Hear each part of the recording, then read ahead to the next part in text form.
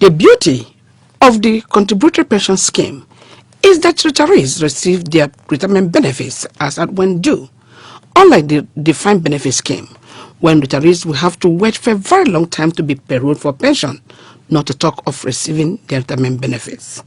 Hello and welcome to Pension Matters. My name is Princess Rabi Ibrahim. I'm so glad to have you join us in today's episode of the program. Like I said, last week, we'll continue with the participation of state governments in the contributory pension scheme this week. For details of this and more, stay with us as the program will continue shortly. Do you know there is a new pension scheme in Nigeria? It is mandatory, it is contributory, it is fully funded, based on individual retirement savings account. Under the supervision of the National Pensions Commission, the new pension scheme guarantees lifelong financial independence for every citizen of Nigeria in public or private employment. PENCOM says it's a new dawn. Call the National Pensions Commission now or log on to www.pencom.gov.ng for further details. PENCOM, your contribution counts. Welcome back. And if you're just joining us, the program is Pension Matters. Year 2014 Pension Amended Act makes it compulsory for state governments to join the contributory pension scheme. Last week, we started a discussion on that, and this week we'll continue on that topic. But before we do that, let's check out what Ada has trailing in the pension industry this week. Ada, is over to you. Thank you very much, Princess. Hello viewers, welcome to Pension Trail. This is where we'll give you the latest update and happenings in the pension industry. My name is Adanze Okorocha. First, PENCOM to give state support on accrued rights. Mrs. Chinelo Anoho Amazo, the Director General of the National Pension Commission PENCOM, has promised that the Commission will deploy its state operators to assist states that have embraced the contributory pension scheme to manage challenges associated with accrued rights. This is to ensure that the retirees get their pension benefits. The Director General, who disclosed this in Lagos, stressed that the state need to have reliable audit division that will help them ascertain the real accrued right figures. The DG noted that the Commission observation that most states are faced with challenges of handling the retirement benefit are under the contributory pension scheme. She said the Commission intervention will help the states resolve their challenges and also align them with the current trends in the pension industry. Moving over to the next story, Lagos government pays 912 million naira to retirees. The Lagos state government has paid accrued pension rights of 912 million naira to 165 retirees for the month of March 2016. The retirees were mainly from local government and State Universal Basic Education Board. Dr. Akintola Benson Oke, the Commissioner for Establishment, Training and Pension, who made this known at the 25th Retirement Benefit Bond Certificate Presentation Ceremony, said the government was committed to making the state a role model for others to emulate with regards to a regular payment of retirees' benefits. Mrs. Folashade Onanuga, the Director General of Lagos State Pension Board, had said earlier that the government has paid more than 11 billion naira into the retirement savings account of 2,654 retirees within the first 8 months of the new administration. Finally, FMDQ partners with PENCOM. As part of efforts geared towards the realization of its corporate vision and agenda, FMDQ OTC Securities Exchange has formalized its partnership with the National Pension Commission through the co-signing of a regulatory supervision collaboration agreement recently held in Abuja. In her opening address, the PENCOM DG, Mrs. Chinelo Anoho Amazo, acknowledged and commended FMDQ on its positive impact and giant strides in the development of the Nigeria financial system and noted that this regulatory agreement will enable the realization of PENCOM's investment objectives and pension assets safely. Mr. Bola Onadele Koko, the Managing Director of FMDQ, said that this partnership seeks to achieve the Commission's objectives as outlined in the Pension Reform Act 2014 through data access and visibility. Well, viewers, this is the much we can take on pension trade today. Let's get back to Princess. Thank you very much, Adanze, for that beautiful update on what is trending in the pension industry this week. Viewers, we are on to pension matters, and it's time for our Up Close segment. In our Up Close segment today, we'll continue our discussions last week on participation of state governments in the contributory pension scheme. And to do that with me is still Mrs. Grace Usoro, the head of operations, state operations, of National Pension Commission. Madam, you're welcome to the program once again. Thank you very much. Good. Hello, viewers. You're welcome. Thank you. Last week, you were able to tell us the steps any state government that want to participate or implement the contributory pension scheme must follow. And you went ahead to tell us your experience so far concerning participation of states in the contributory pension scheme. Today, we promise our viewers we'll bring you back to continue from where we stopped last week. Yeah. So you're welcome. Thank you. Madam, I want to find out, how does the defined benefit scheme impact in the implementation of the contributory pension scheme for any state that want to be part of it? That's a tricky question. Yeah, from our experience, we've noticed that most of the resistance that we've had in the various states is in preference for the defined benefit scheme.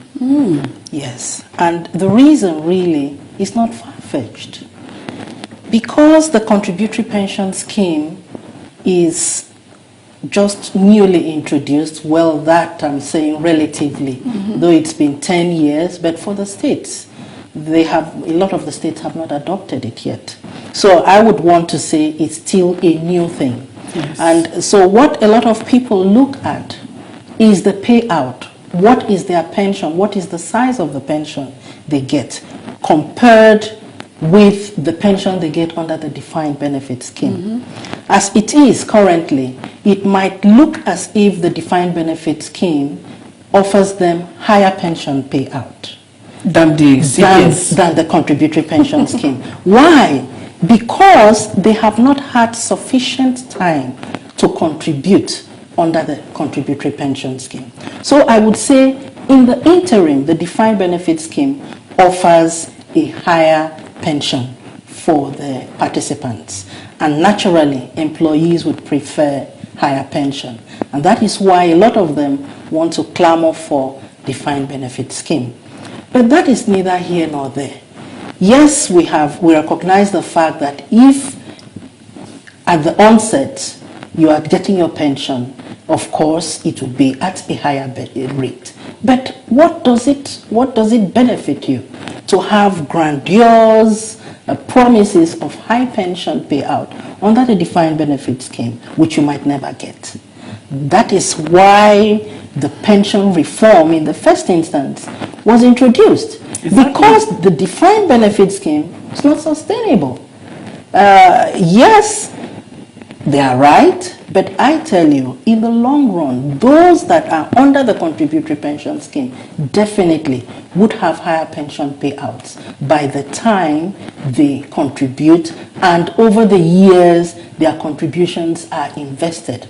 And the kind of people that would really benefit from the beautiful scheme, such as contributory pension scheme, are those that are starting work and joining the contributory pension scheme, so that through a significant portion of their working life, they have contributed, exactly. And their contributions would be invested in line with the guidelines and regulations issued by the National Pension Commission. They would have beautiful returns on their contributions. And I can tell you, those set of people would be the ones that maximally enjoy the pension payout under the contributory pension scheme. But madam, but before you go on, I think the National Pension Commission have a lot of work to do to convince the employers and employees that this is what they tend to benefit from opting up for the the defined contributed pension scheme. Yeah, that is correct. I completely agree with you.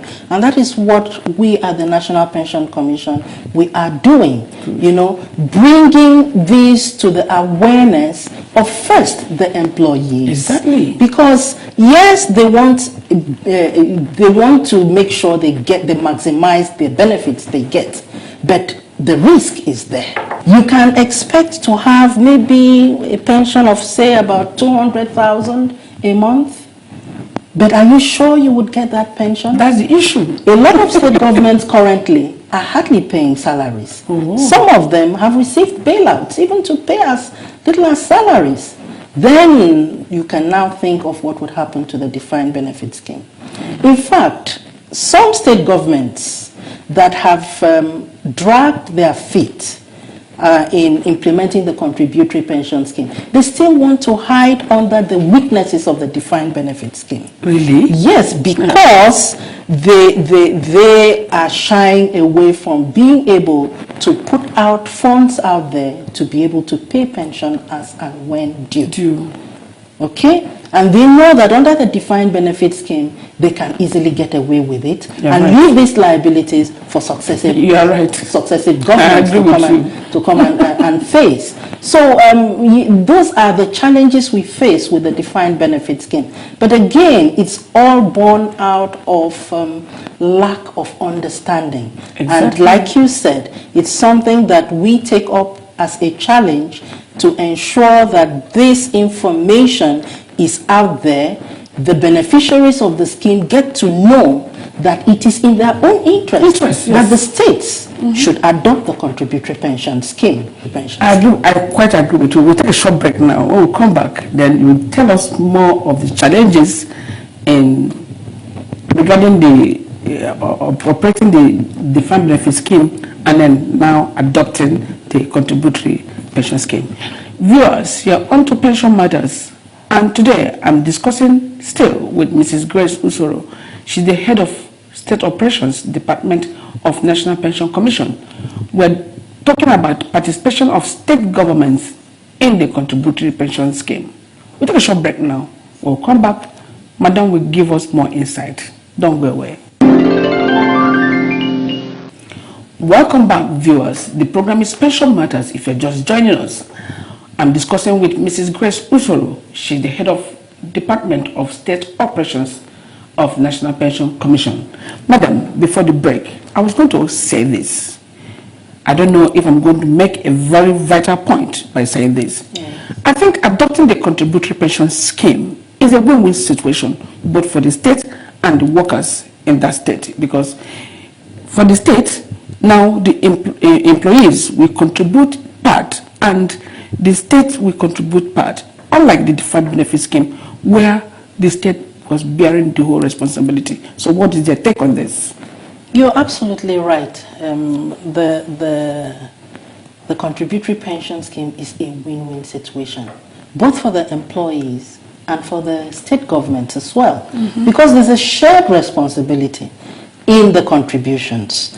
The Pension Reform Act 2014 prescribes that the employer should contribute 10% of the salaries and the employee should contribute 8%, bringing it to a total of 18%.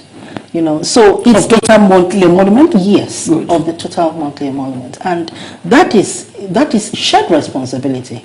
It takes a lot of financial burden of the state governments, as it were. In addition to that, you find that where the defined benefit scheme is still being implemented, the level of benefits is unsustainable. Budgetary allocations are hardly enough to meet the state's recurrent expenditure. I agree with you. Yeah, talk less of covering pension at this level. Because the more the delay in adopting the contributory pension scheme, the more their pension liabilities are mounting up, and the more difficult it is for them to be able to come up with the funding required to pay off the huge pension backlog.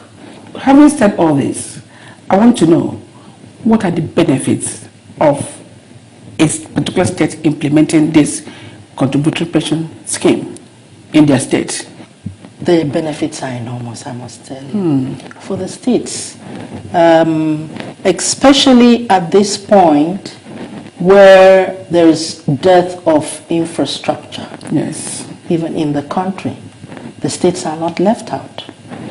Yes. The Pension Reform Act has recognized that pension is a social thing, and therefore those members under the contributory pension scheme must benefit from their contributions. And that is why in the Pension Reform Act, the allowance has been made for states that have complied to be able to access pension funds to support infrastructure development in the states. Great. As I speak to you, a number of states that have adopted the contributory pension scheme have been able to enjoy this privilege. Oh, you will not enjoy unless you adopt the CPS. Adopt, yes, Great. unless you adopt. A few states that have already adopted and started fully implementing the contributory pension scheme have been able to access pension funds to support infrastructure development. Wonderful. As at the end of 2015, a total of about 160 billion of pension funds have been invested in state bonds. Really? Yes, the only condition there is that these funds must only be invested in approved instruments, and usually for the state is state bonds. And also for the employers, they need to ensure that the implementation of the contributory pension scheme is done in line with what the National Pension Commission has prescribed. They would have to enact their laws.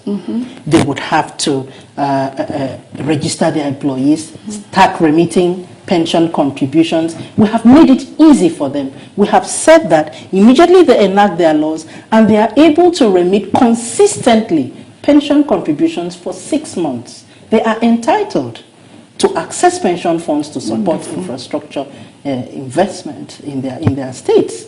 Madam, talking about enacting the law by the State's House of Assembly. Yes. What is the National Pension Commission doing in form of advocacy to make sure that these State House of Assemblies enact this law? Yes, of course there is. The first and the basic thing one ought to do is to provide guidance. I know at the National Pension Commission you have zero tolerance when it comes to people not playing by the rule. Yes. So what of some state governments that they want this bill enacted and they have done advocacy and you still find out that maybe the employees of that state government, that the people that resisting the implementation of this contributory pension scheme in that state.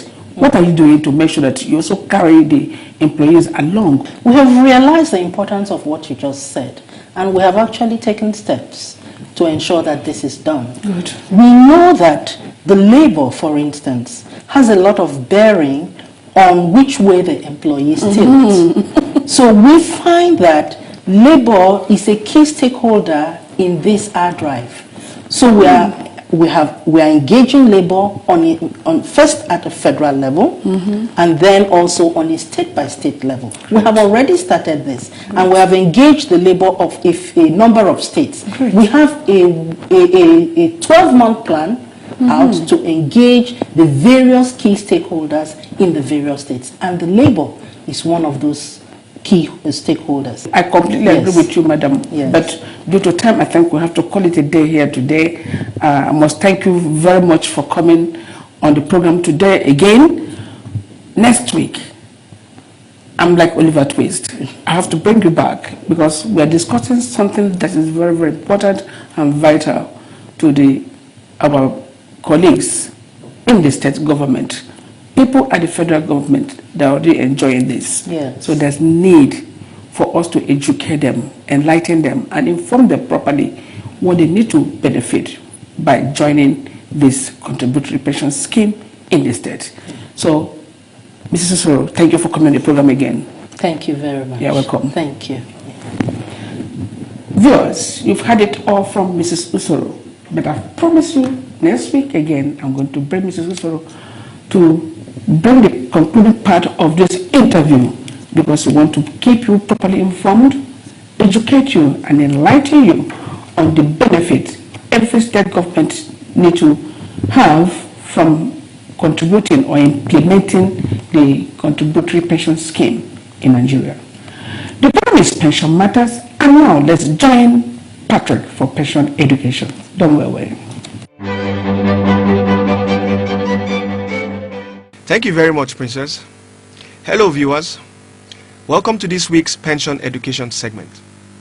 My name is Igbo Patrick.